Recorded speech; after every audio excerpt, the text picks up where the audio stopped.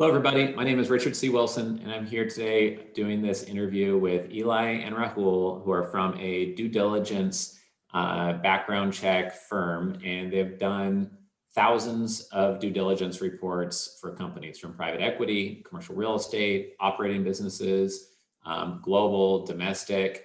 And the last time I checked with them, they had done a couple thousand reports in a single month. And so I just thought that adding this interview as part of our investor club community could shine a lot of light and add a lot of insights to the conversation. We're specifically recording this for our due diligence deep dive workshop, but it's also going to be available probably through perhaps our podcast or member portals or an investor portal.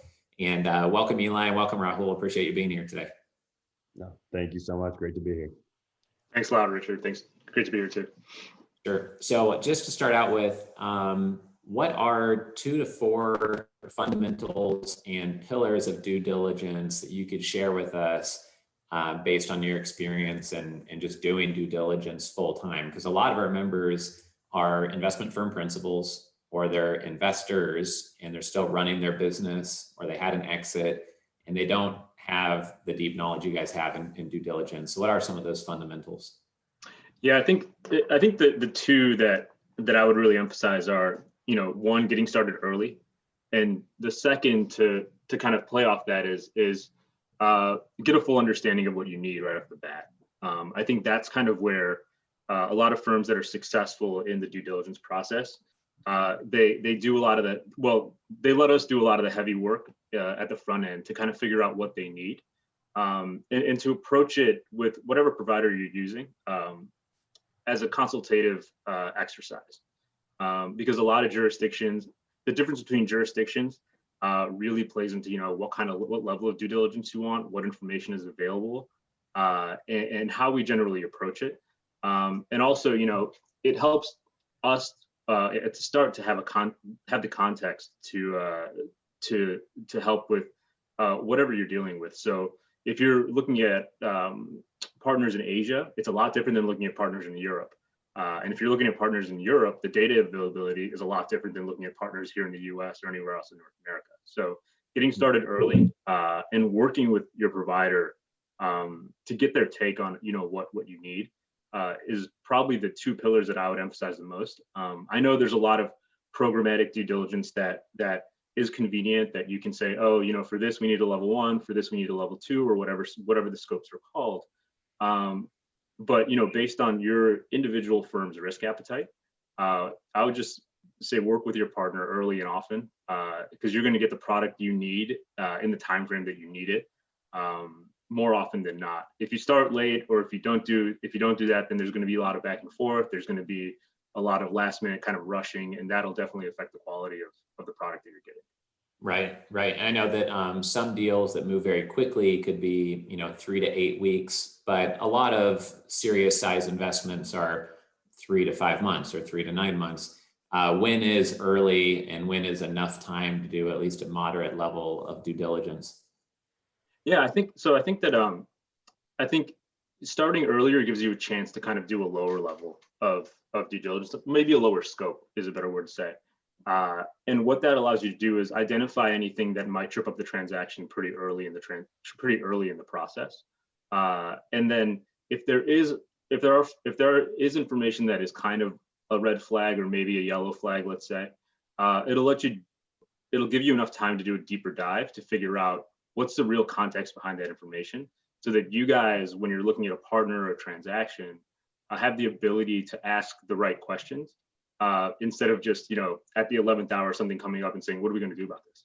Right. So, we had an experience with a client who they started their process pretty early, and they were looking into a medical tech or medical device manufacturer. And we found out pretty early in the process that this particular provider was fined by local authorities for engaging in a kickback scheme. And that happened about 7 to 8 years ago. So, they asked the question, so what do we do about this, right? And they asked the question, well, what do people in the industry think about them? Do people still do business with them? And that got the ball rolling on our end, saying, okay, look, we can look into the public records. We all know this happened. It's out there. Official sources say it's out there, but you're right. What are people in the industry saying? And that gave us a great lead time to talk to, our source network on the ground that's familiar with the industry, just to give them better answers into, do you guys think that this provider is still engaging in kickback schemes? Do you engage in business with them? Would you engage in business with them? And what's kind of the insider information that you're hearing about them? Because you're investing in this business, and if their buyers are unwilling to buy from them because of these concerns, then that's going to affect the business. So I think that's a good real world example. They started the process probably 2 months before closing on the transaction, and they gave us a call probably 2 weeks into that 2 months. So we had a month and a half, and it was more than enough time for us to do what we needed to do to help them out. Right. I've seen many times where if the other party brings up and say, hey, as you go through this, you're probably going to uncover this thing because it's public, and just so you know, this is what happened. Here's how we addressed it. And if you proactively point that out versus having to find it through a team like yourselves, and it doesn't seem like you were trying to hide it or not be upfront or honest about it. And that obviously builds trust versus when you guys work with a client and then some huge black mark gets uncovered. I'm sure sometimes it just simply kills the deal, or they just kind of disconnect and go the other direction, right? Yeah, I think you hit it right on the head. I think that any sort of adverse info that comes out like that, it's usually not the information itself that'll kill a deal, but it'll be the failure of the other party to disclose it that kills any trust between them, right? Right. Because these red flags are red flags. They're generally not smoking guns that kill a deal. They basically are a pathway to figure out, what's the context behind them, and can we move forward from this, right? But if they don't tell you at all and you come up across it, then that trust gets broken. I think that's kind of where starting earlier gives you the ability to ask those questions. Right. Yeah, for sure. And Eli, what size of a deal or investment makes doing a background check or getting a due diligence report on somebody viable or worthwhile? I mean, some people put $25,000 here, $50,000 there. Other people have minimums that are much higher, where it's obviously making a lot of sense, where it's at $250,000 or $1 million plus, et cetera. But what do you guys see as kind of your minimum level deal size where it's worthwhile to get this type of work done? Sure, great question. So I wouldn't say it's as much about the deal size as it is the risk appetite of the investor. So we understand that no two deals, no two firms are going to be the same, and so we have a very wide array of scopes that can even be customized if need be to really cover the whole gambit, right? So we do everything from a summer associate employment search that's going to be pretty much as light as it gets in most cases, all the way through to SPAC and IPO level due diligence, right? That Rahul's team handles, and that's pretty much as comprehensive as the scopes will ever need to be in most cases. And so, like Rahul mentioned as well before, that we have the capabilities to, if any adverse information comes up, go through to our source network and put boots on the ground, get real, human intelligence going. But I'd say, yeah, it's really more about what the risk appetite is than actual size of the deal. Right. Yeah, makes sense. And sometimes it might even be, I guess to your point, a personnel thing that has a broader scope or impact, and it's not necessarily due diligence on a deal, but a key person that you're hiring, or whether the CFO should come with the company or stay behind, et cetera. So it's not always due diligence on a deal package. Could be personnel, or it could be IP, or something else related to real estate that is different than just the size of the deal, I guess, is part of what you're saying, right? Yeah, exactly. We've seen common practice be, run diligence on this entity or these entities, and as well as, the managing principals. Right. Okay. And what's the number one most counterintuitive lesson that you've learned by conducting a couple thousand due diligence reports a month that you could share with those listening who maybe have only paid for or done 5 in their whole life? Like what's not obvious to someone who's kind of on the outside of just 100% focused on doing due diligence all the time? Sure. So one thing that I've found personally is that some higher end deals that we've seen having a key person either in the spot of president, CEO, or chairman of the board that is high profile, high net worth individual that's really been in the media, in the public sphere quite a bit, and you can find a great deal about them online. I would have thought that maybe most firms wouldn't be interested in the level 2 due diligence, the source inquiries, where we're speaking to people about reputational components, et cetera, that it wouldn't be as necessary for someone who's in the public sphere to that degree. But to my surprise, they've really dove into those certain scenarios with a lot more vigor than I would have expected.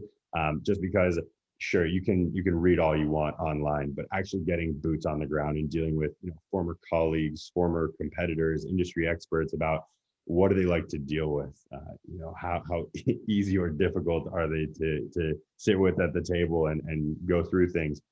These are key topics that really need to be flushed out before an investor moves through the transaction. Yeah, interesting. We acquired commercialrealestate.com last year for about $500,000, and during that process, we asked for references on our own account without going through the potential investor, and found out that somebody was highly litigious, and we ended up not having them as part of that deal, even though they wanted to be part of it, because of that information, which came from that exact type of source that you're talking about. And this was like a highly public real estate professional who's very well known. You can find 500 things about him online, but we heard from two different sources about all of the lawsuit issues in both directions that they have had in the past, and decided to step away. So I can definitely relate to that for sure. Anything else counterintuitive from either of you that you'd want to make sure and mention, just because I'm sure your insights run pretty deep in this area? Yeah, sure, I can go. So, I've been in this industry for about 10 years. And I think the thing that I learned pretty early on is that, and that's counterintuitive, is sort of the absence of absence of findings is actually a finding in itself. So, there's a lot of our clients that I've had in the past 10 years do a lot of programmatic due diligence, meaning, due diligence is triggered by some event that they're looking to get past. And a lot of times the reports are what we like industry call blank. There's no adverse information, right? We identify and we do all the things that you want us to do, but we didn't find any adverse info. And when you're first starting off in this industry, you want to find stuff. People that come into this industry as researchers are naturally curious. They have an investigative mindset. So, you have this intuition via, I have to find something on Richard Wilson. I have to find something. And there's most likely there's going to be nothing on most people that are in business transaction in terms of red flags. But that, that serves as kind of, there's two ways where that serves as a finding in itself. One is it gives our clients peace of mind to go through with the business decision, right? There's nothing adverse and there's nothing noteworthy. So you have the green light to go ahead. And the other way is, we've had experiences where our client is skeptical about a transaction, an entity or people that they're doing business with in a jurisdiction that they might not be familiar with or first time. And these people are making boasts and claims that, they can do this and that and this and that, and they have these capabilities. And then we do our research and figure out that, hey, no one's ever heard of these guys, or there's nothing in the public records that indicates that they have these capabilities. And so the absence of those findings is actually another finding in itself. It's like, okay, well, we really have to go and do some real digging here. And this comes up a lot in jurisdictions. I think the most famous case in the last 15 years is a lot of those shell companies in China, where banks are investing in like IPOs, but the address of the factory that they gave their underwriters or their partners was actually an empty field somewhere. And that's kind of when we find that we're like, well, there's no factory or there's nothing registered at this address, and any satellite imagery we can find in the last 5 years has nothing but farmland there. That's, we're not finding anything adverse. We're not finding anything noteworthy, but that in itself really should raise some questions about the investment that they were getting into. Right. Yeah, I think that's a great insight. And sometimes we see it on a very basic level when we're trying to check somebody out. We had someone that wanted to partner with us for some of our investor relations clients, and they claimed to have 13 years experience and all these capabilities and this big team. And then their LinkedIn profile, they had no image on the profile. Their website, they had no bio for themselves, and their name wasn't even on their own website. No team shown on the website. And we asked them, we said, well, do you have a deck or materials? Like, who's on your team? What's your background? Just basic information. and they wouldn't tell us. Yeah, they said they had this 13-year track record of working with all these clients, and my team was really pushing me to work with them because it would have been a powerful solution if it was real. And I said, guys, like, I just don't have a good feeling with this. It just seems like a unicorn, utopia type thing. And like, if it was real, they would show off the depth of their high quality team, or they would at least show the bio of the founder, if nothing else, at least in a deck, if not on a website. So with family offices, I know many people are very private about being wealthy, especially in countries outside of the US. But I think if you're an operating business or an investment company, then at least within your pitch deck or teaser, you have to be able to show who's on the team. Otherwise, you'll never build trust. And, we later heard of someone going to work for that firm, and they ended up quitting a month later just because of things being, not what they were claiming to be publicly. So I think that's something that we've only seen superficially, but I'm sure what you're saying, I guess, is that when you do a deeper dive and a real due diligence process on someone, if you can't find them associated with any LLCs or any government listings or anything anywhere, it's like, what have they been doing the last 20 years? If they didn't pop up somewhere, then if they've just been sitting in a cubicle at some big corporation and haven't done anything as a business owner, I think that's something pretty informative if someone's looking to back someone who's claiming a big track record as a CEO or an investment principal, right? Yeah, no, and that's totally true. And I think the second one kind of flows off that a little bit, is that online doesn't have an equal meaning everywhere in the world. And I think that's even more true now than it might have been 10 years ago, is that transparency, especially on the internet, has gone up and down. And I think it's gone a little bit more opaque recently. Jurisdictions like the US and Canada and Western Europe are pretty transparent, up to the point where it infringes on privacy concerns. But then you're thinking about jurisdictions in Asia where it's really hard to get information in China in some degrees. And we have to use specialized techniques to do that, or information from Russian databases, right? Some are transparent, some aren't. And so, when we say this is a public record search, I think a lot of clients are just kind of assuming sometimes that, hey, it's on the internet, everything's on the internet. And to an extent that's true. But, when we're definitely bound by legality and ethics, and so there is a little bit of a limitation now, and we're seeing information being a little harder to get, and we have to find ways around that, whether it's using human sources on the ground, whether it's disguising our IP address with VPNs to access some information in some countries. It's getting harder, and I think that based on the jurisdiction, you have to adjust the scope and your technique. And I think that's a little bit counterintuitive because, growing up, I was always been like, oh, the internet's the world is flat, and the internet's going to uncover all, and everyone's going to be like equally, equal access to information. But that's not true anymore. It's getting a little more difficult, and I think that we're working to kind of work with our clients to educate them of that fact and make sure that they have what they need. Right, makes sense. Yeah, we've used a tool called Wayback Machine, which allows us to look at historical records of websites, and that's been super helpful sometimes to see if someone totally changes what they're saying, or how many times the team has changed, or different things like that. It's been very helpful. And then on the social media side, in terms of what's publicly available, we've looked before at hiring people, but then or working with someone, and if they're just saying a lot of hateful stuff on social media, or drug or heavy drinking pictures, or just like crazy stuff that's a little bit outside of the normal, why would somebody, like, if someone chooses to do that, why would they want to post publicly? And if their brain doesn't have the ability to perceive or guess what that perception is going to be of any third party in the world, it's not just the fact that they did it, is that they decided it would be a good idea to post that. And it's like a lack of judgment on some level, not knowing that someone's going to see that one day. I'm sure that's something that you guys have seen, or you look at as part of your guys' due diligence process, is like what people are posting to social media. Not only that they did that thing, but maybe that they somehow thought it would be okay to not care what anyone thinks by posting that, right? Sure, and just we've all seen politicians, athletes, just famous individuals in general over the last couple of years getting scrutinized for a tweet that they posted, 6 years ago or 6 days ago. Right. And we actually have a great report. It's our enhanced AI social media scan. So this is all of our reports we're very proud of have multiple teams, tiers of investigators on every single report. This report happens to be a 95% AI technology. And so it actually uses the technology to scan through not just potentially derogatory verbiage, but also, like you mentioned, images. And so just getting a sense of what the individual has put out there into the public sphere, and knowing the type of language they're using that could be potentially derogatory. And it goes through a long list of potentially derogatory terms to look through.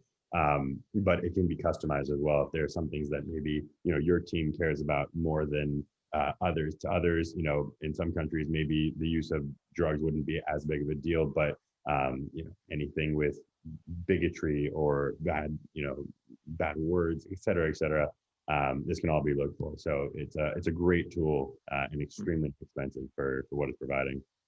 Right. I mean, it's one thing if you're Kevin Hart and you're literally a comedian for a living trying to say things that are funny on purpose, but for a normal investment professional or employee, there's some expectation of just being reasonably respectful, even if you're not the most politically correct person on planet Earth. So I'm glad that that's cool that you guys have that type of a tool. The other question I had related to that is I just wonder if it's always best to reveal things up front.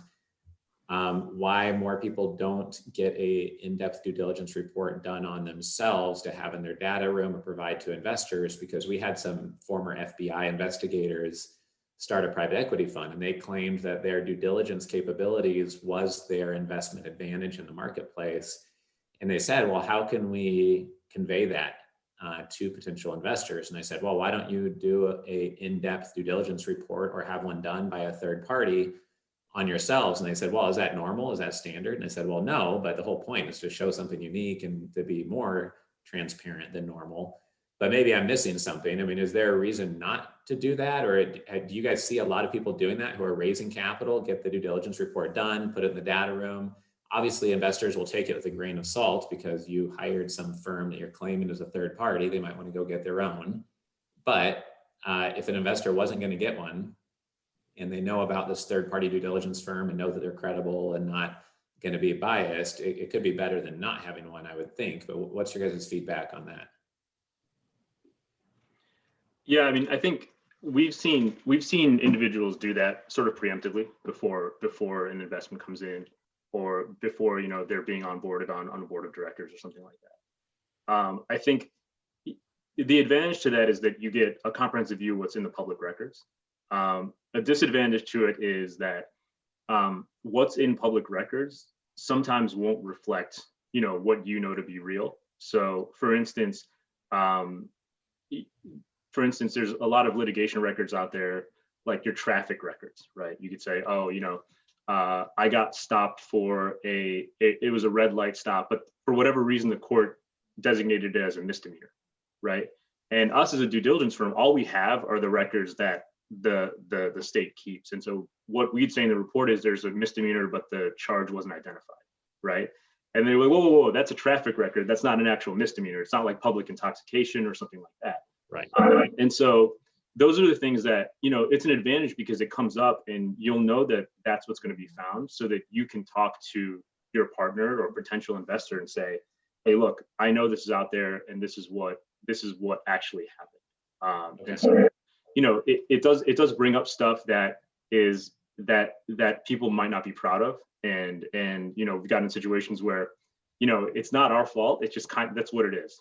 We didn't put the record into the court. We didn't put it into, one of these specialized databases. It's just there. And also, the negative media coverage that they might not know about, like bad comments on like a Better Business Bureau or any sort of like review website if you're in the service industry. Those things are always come out. Those things are always pretty subjective. We don't include those in the report as fact. We just kind of say, hey, there's this many complaints. These have been resolved, and this is generally what the complaints are about. And so there is an advantage to having that. I think that in general, we don't provide advice. I wouldn't say do your own due diligence report and provide that to your counterparty. I would say have it for your own intelligence and the ability that what's out there and what could come up. Every firm is different. They use, somewhat different tools. Their methodology is different, but most of the things that come up that are going to be red flags are going to be found by at least us. So I can guarantee, I can't speak for other firms, but they're going to be found, and you'll have a good idea of what is going to be found in public records. But they, like you said, for their own comfort, they should probably have their own, due diligence firm run it, or whatever partner they're working with, because they're going to take it with a grain of salt if you give them the report, right? Right. Right. Yeah, it makes sense. And maybe there's like an issue or two that could be remedied or addressed. So by the time someone does their own report, you can say, well, this is what happened. Here's how we addressed it. And now it's being fixed, or it's been addressed, et cetera. Okay. And then what is the most costly mistake that you see investors or investment firms make during a due diligence process? I think we just touched on it. It's sort of not being truthful and not disclosing things that should be disclosed. And all that stuff just kind of leads to concerns about people's ethics and trustworthiness, right? And so, we've had situations where someone had a person might have had a recent DUI, but since they disclosed it to the bank was like, okay, we knew about that. Or, if it was something kind of, hey, I just got hit with a FINRA arbitration. And they're like, okay, well, you disclosed it. It's always better if you disclose it rather than the third party kind of finding out and then your counterparty getting surprised. And I think that's probably the biggest mistake I see when this happens, is that people I think assume that they're not going to find something, but if you look, there's a way to find it. So be truthful, disclose. I think that's the way to go. Right.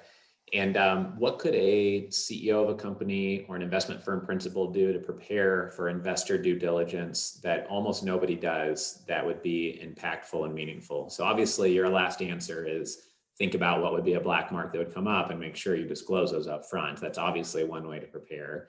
Is there something else that should be done to prepare for investor due diligence? I think, that's the biggest one. I think it's also having all the information ready to go, right? Have it in a package that you can just hit send, so that when you're making those disclosures, when you're making sort of the information available about your executives and your business and everything that you need to do, just have it ready to go, because you don't want the last thing that we want as a firm is to be the bump in the road that holds up a transaction. We don't want to be that at all. We don't want to be the hindrance. And so from that perspective, I think having that information ready to go, having it, packaged neatly for your counterparty to take a look at, because a lot of times they pass that information on to us to kind of verify or look into. And so, the more questions we have in terms of, hey, this person's not showing up, his name is John Smith, we need more information on him to kind of identify him and see, where he is and where he lives and things like that. Just having that ready to go, because without that, it turns a relatively simple process into a really arduous one. And due diligence from our perspective should not be a thing that holds up your transaction.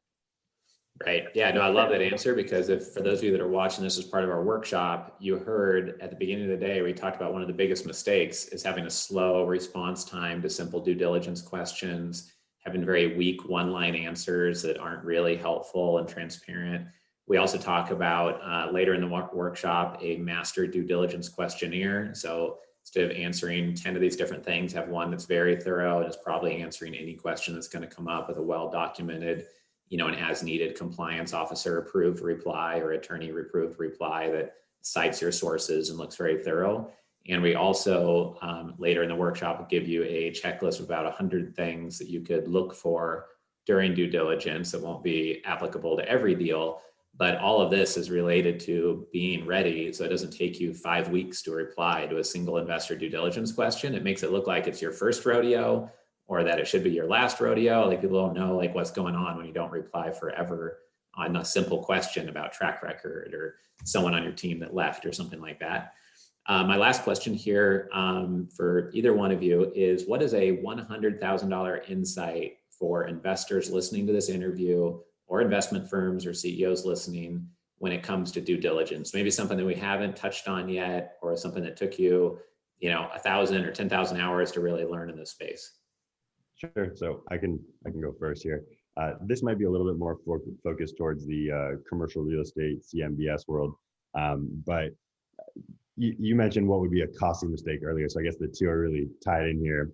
Raul mentioned that the U.S. public records are pretty much as comprehensive as it gets. But some of our partners have given us a shot after they've already been burned, right? After it's something's happened and something was missed by one of the quickie checks they do with an online provider.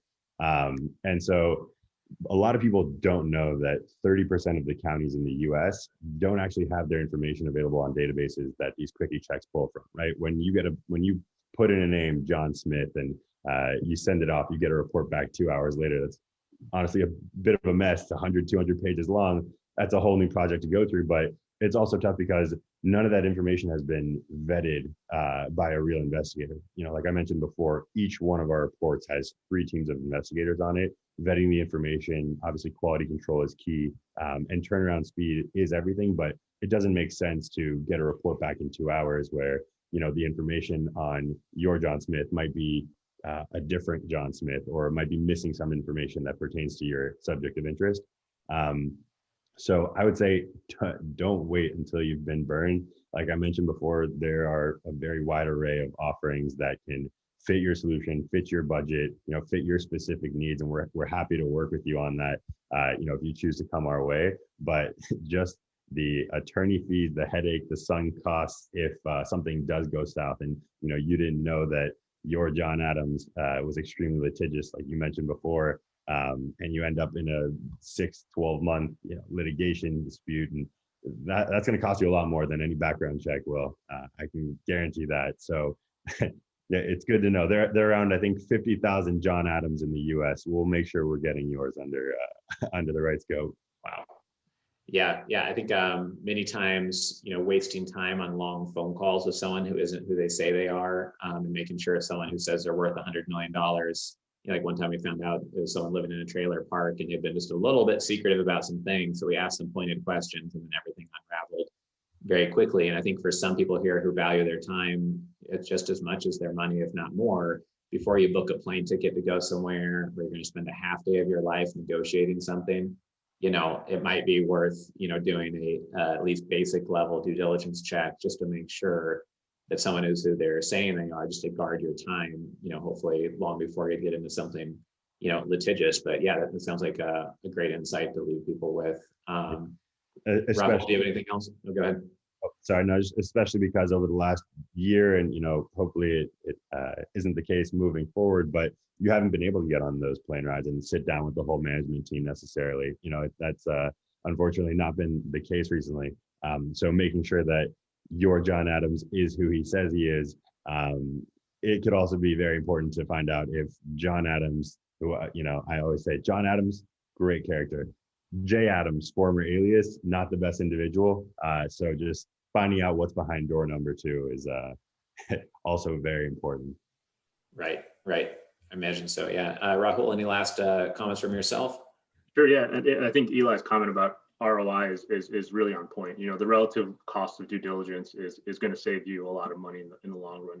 It's going to be able to give you the confidence to do the deals that are going to make the most money for you in the long run as well. I think my last kind of comment would be, a lot of times the output in our product really depends on the input and what relationship you have with your provider. And I think we make sure that when we're onboarding clients and talking to them, before signing on with us, what is the most common use case for your business?